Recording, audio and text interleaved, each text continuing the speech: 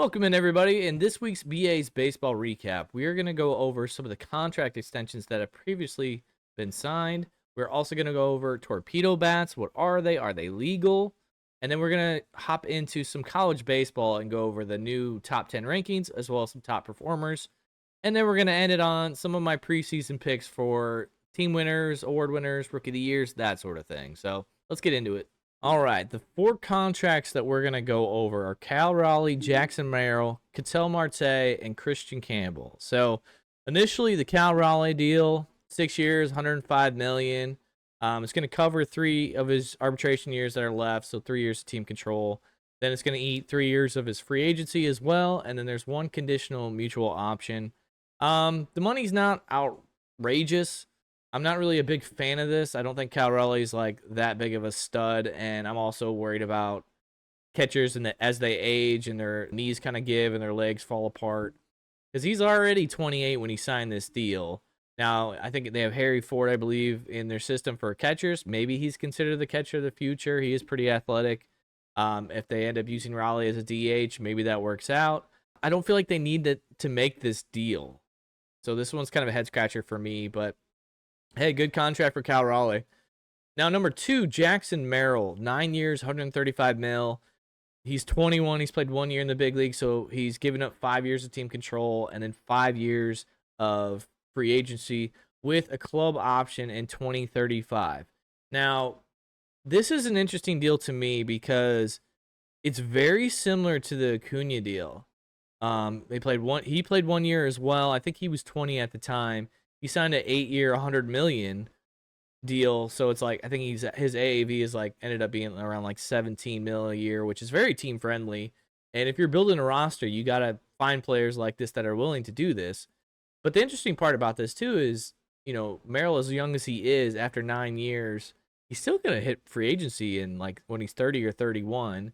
So this is kind of a win-win. Like Merrill, good contract, he got paid. He knows he's getting paid. If he likes it there, great. Doesn't have to deal with the contract renewals, arbitration process, all that such, or even the fear of being traded with ownership kind of being cheap. So kind of a win-win. It's very similar to the Acuna deal, so it's pretty good. Ketel Marte, this was interesting because I think this is actually his 3rd contract extension with the Diamondbacks. I think they renegotiated the dollar amount for this year's deal. But 6 years, $116.5 million. The average annual value is around 19.4, and he's got a player option in 2031. So all indications he's happy out there in Arizona. 19.4 mil is a very solid amount. He's been a very serviceable and good player, so I think this is another kind of like a win-win deal.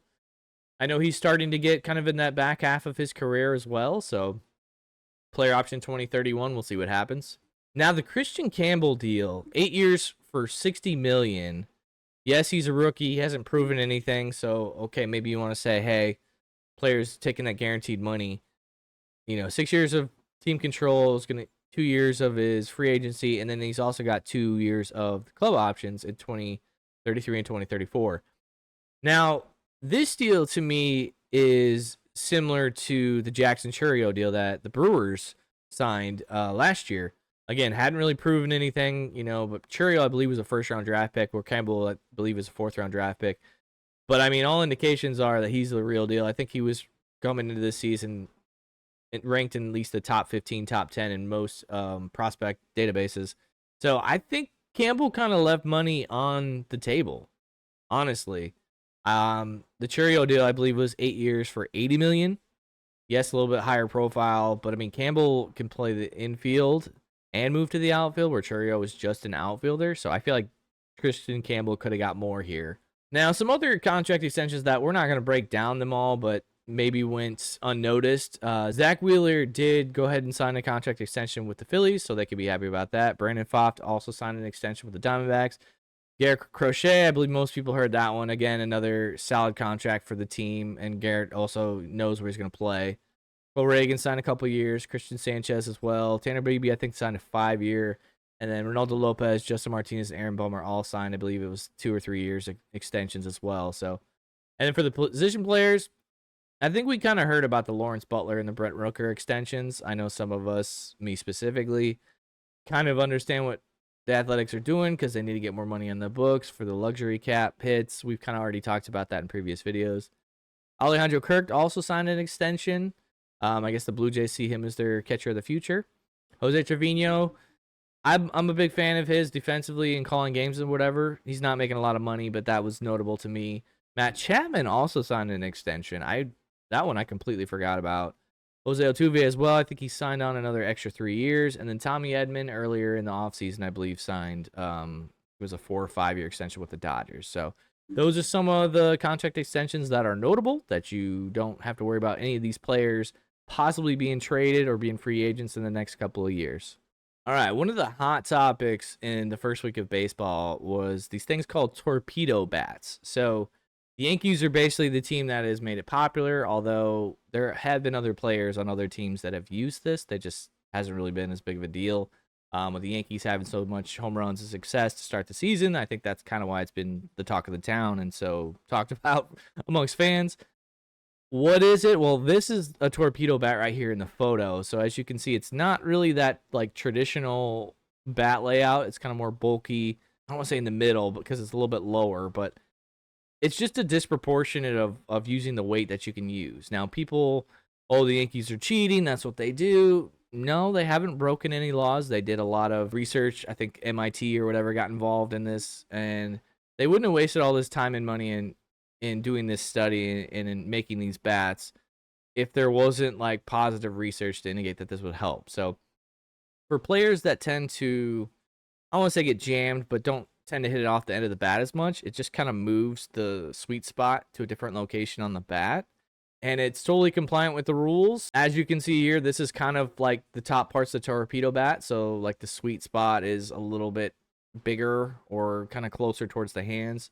And the traditional bat is more like this, where it's just kind of like evenly proportioned there at the back. I think Bellinger actually said he tried this out when he was with the Cubs. And I think he only used it in batting practice or something like that. I think there's some other teams as well that have flirted with this as well. That just, again, just hasn't had as much success because the Yankees had so much research and stuff like that into it. And they made such a big deal out of it. But it's legal. My, I think, biggest questions or interest on this like use of the bats and the study and whatever is how are pitchers going to adapt? And if they do adapt and, like maybe more and more hitters have these bats where maybe they don't get jammed as much, so like cutters become less of a thing. Do pitchers focus more on like throwing outside pitches? And then if that does become the thing, all right, what's the chess move to that? Is it, okay, maybe we do one at bat with torpedo bat, see how we're pitched, and then the next at bat we go back to the regular one and adjust, the game plan at the plate. That's kind of how baseball is, though. It's always the league you make an adjustment, the league makes an adjustment to you, goes back and forth. The other thing that I would be, I don't want to say worried about, but would consider is, like I don't think Stanton had these bats or whatever, and he's had his injuries with the elbows, but the difference of proportional weight of the bat, does it lead to any extra injuries for the hitters? Like, does it put more pressure on your elbows or your wrists or anything like that?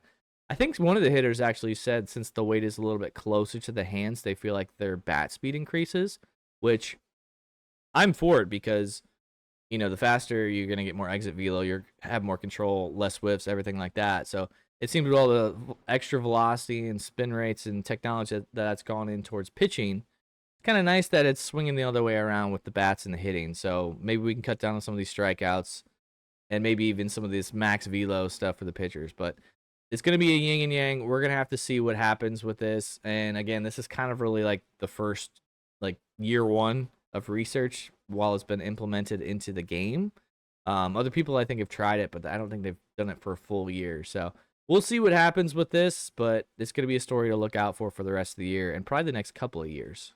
So for these rankings, I went straight to the college baseball site. So they're different than the Baseball America ones that we did in the past, but I believe this is kind of like better for rankings. And I don't think they even had Florida State on their top 10, which was kind of weird because although their sites had Florida State within like the top 5. But here's the top 10. They were actually as of, I believe, March 30th. So there might be a new rankings by tomorrow or whenever you watch this video. So they might have changed. But as of right now, this is what it is. Tennessee's still at number 1, Arkansas 2, Georgia 3, Florida State 4, Texas, Clemson, LSU, Alabama, Ole Miss, and Oklahoma in the 10 spot. Some of the top performers from this week. So Tennessee's game on, I believe it was Friday. It was Thursday or Friday. They did a combined no-hitter. So Liam Doyle, we've talked about him before. He's going to be one of those possibly first-round draft picks, at least second round, I believe, for pitchers. He had a good solid bounce back against a good team in Texas A&M. He went 6 strong, no hit, and then there was one guy that came in out of the bullpen to complete the complete game shutout no-hitter. And the reason why he only went 7 innings is because the offense 10-run ruled them. So that was pretty impressive that they both were complete on the mound and in the batter's box. So that was pretty notable. The LSU's Cade Anderson throwing a complete game shutout against Oklahoma. Again, Oklahoma, we just said, was number 10 ranked. 135 pitches. I actually watched this game. I think this was on ESPNU. I thought they were going to pull him out at the end of the 7th because that's where he was at, like 105. Then they gave him the 8th. Then they gave him the 9th. And it's not like he's one of those guys either where he's like chucking like 99 and was just overpowering guys. Like he was just pitching well and they just were not having good at-bats against him. So it was kind of interesting that two of these 3 top performers were games I actually got to watch this week. So always tune into your ESPNUs, ESPN2, and then if you have the SEC networks, there are games on there that are worth watching. So not to leave, Texas out as well. We have Jared Spencer. So he pitched 7 2/3 innings, 2 hits, 1 run, 11 Ks, 4 walks, and it's against Georgia, which I believe Georgia moved up to the number 4 spot. And Georgia is one of the few teams, I guess there's only 2 teams, but few teams that has actually beat Tennessee. So Tennessee's 2 losses was, I believe, to East Tennessee State or something like that. And then I believe it was Georgia. So those are some of the top performances of this week. We're about halfway through the college baseball season. So definitely, if you haven't already been watching, try and tune in. Try and catch some games that you can. I know it's kind of tough with ESPN Plus, SEC Plus, ACC Plus, whatever that is. It's really hard to find games, but if you can, watch them. If not, try to pop into some of my streams sometimes as I'm trying to show more and more college games. All right, last but not least, we're trying to keep this kind of short and sweet this week because there's a lot of games to watch today that I've already watched and tonight that I'm going to be hosting as we do week 2 of trivia tonight. But this is the MLB division winners that I picked. So Dodgers, Diamondbacks, Padres, Giants, Rockies for the NL West.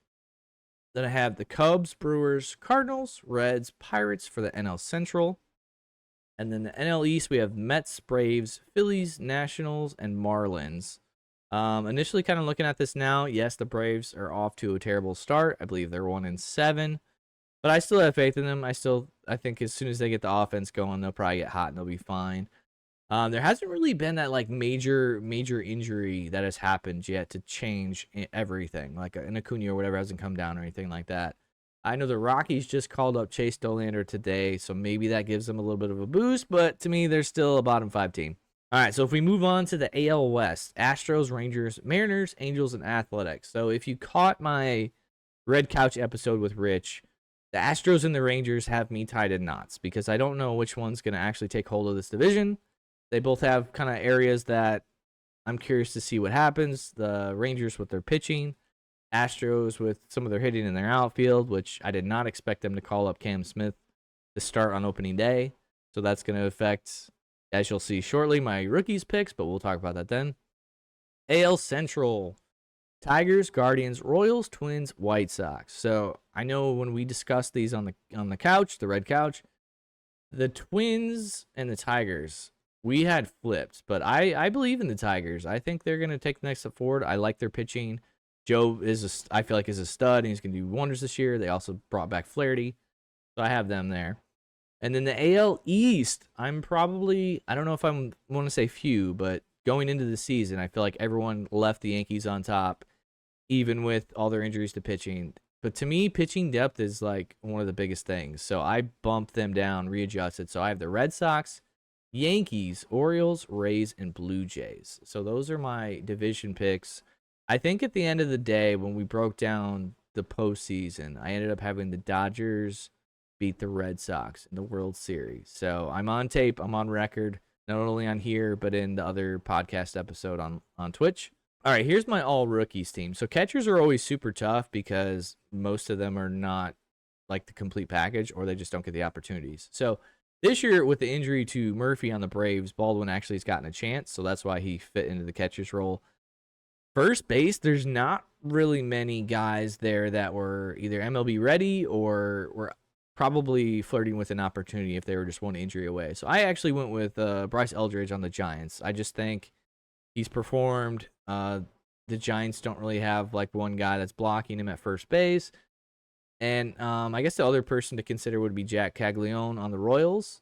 He did actually come from college, but again, this is his first real season, full season in the minors, so I don't think he makes it this year. Eldridge, I believe he's been in the minors at least 1 year, I think maybe two. So maybe they push him. I think they pushed him pretty fast last year. So maybe he gets there midseason. Again, first baseman's really tough. Campbell, we've kind of already discussed when we did the contract extensions. So obviously the Red Sox believe in him. So he's going to probably play majority of the reps for their second base. I know he played center field today. So I just believe in his talent. I think he's going to be a stud. We'll go over the award picks here in the next, but he's just going to be amazing. Shortstop, there was a couple of guys that I considered. Meadroth I actually had on there, but he didn't make the opening day roster for the White Sox. Wilson's going to get the reps in shortstop, so he kind of falls there. Matt Shaw got the opportunity.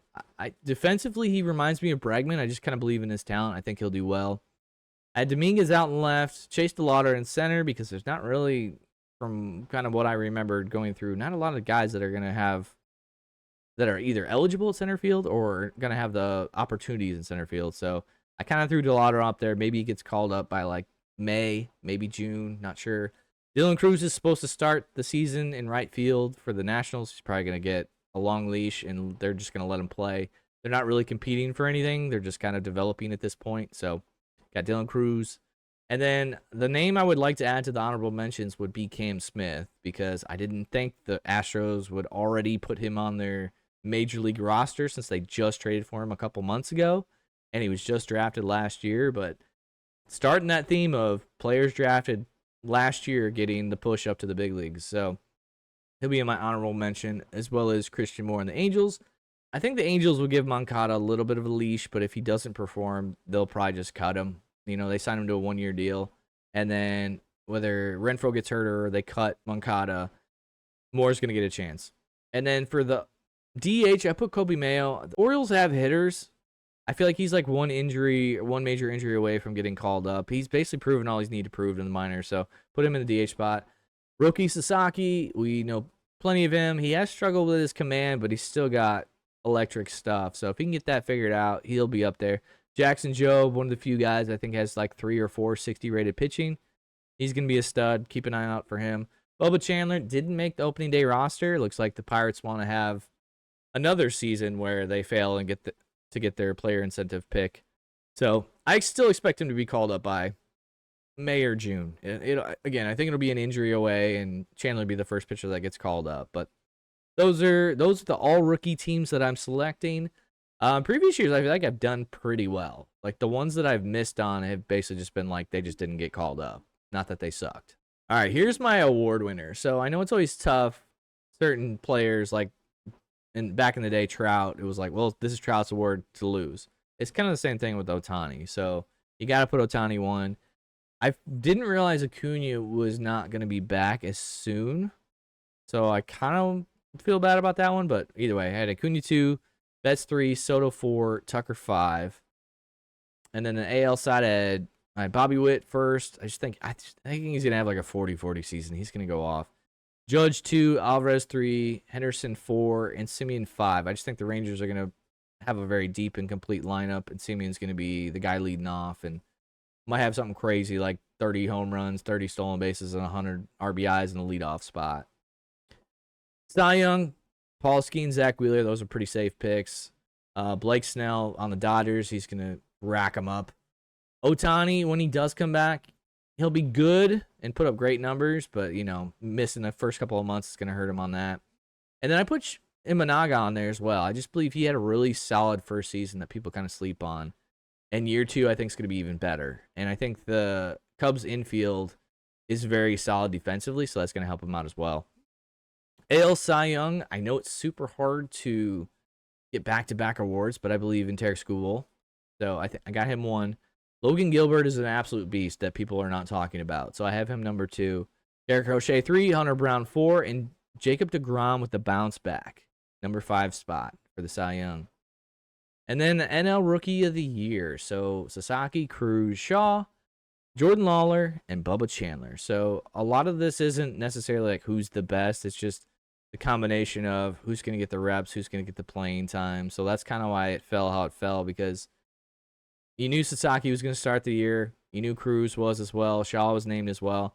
Lawler's not up yet. Bubba Chandler's not up yet, but I just believe in their talents and their opportunities when they do get them. So that's why I went with that. The AL Rookie of the Year. So Job got opening day nod. He's in the rotation. Campbell, opening day second baseman, I believe, for the Red Sox. Dominguez, out in the outfield for the Yankees. So those guys all have spots. I then went with Christian Moore. Initially, I thought he was going to be the first one from that class to get called up, but other people have hopped him at this point. I just believe in his talent, and he's a hitter.